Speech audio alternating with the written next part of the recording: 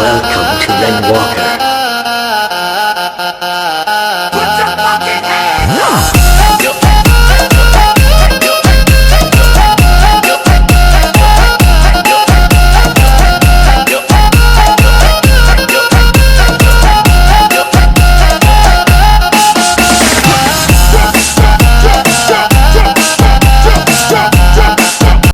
สวัสดีค่ะสวัสดีชาวแฟนเพจ Facebook และ YouTube ค่ะวันนี้ร้านเพชรรุ่งเรืองแท็กเตอร์มีรถไถรุ่น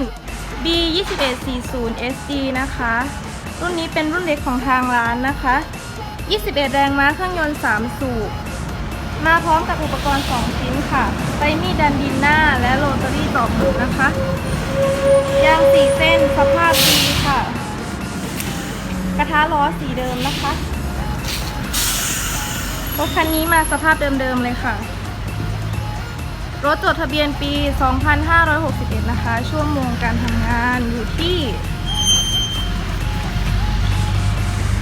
81 ชั่วโมงเท่านั้นค่ะชั่วโมงการทำงานน้อยมากนะคะสำหรับรุ่นนี้นะคะ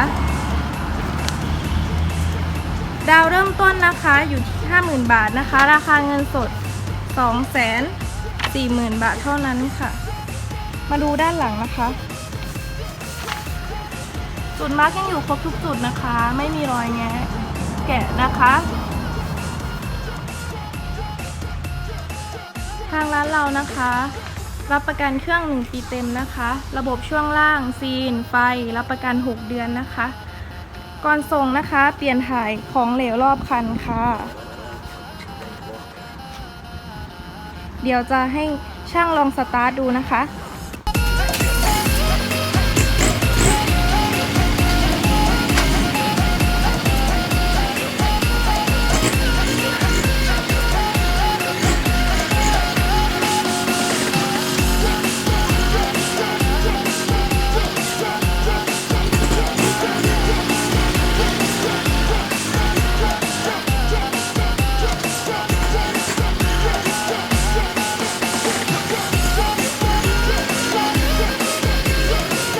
สำหรับลูกค้านะคะที่สนใจออกรถกับทางร้านเรานะคะร้านเรามีบริการส่งรถฟรีทั่วประเทศนะคะ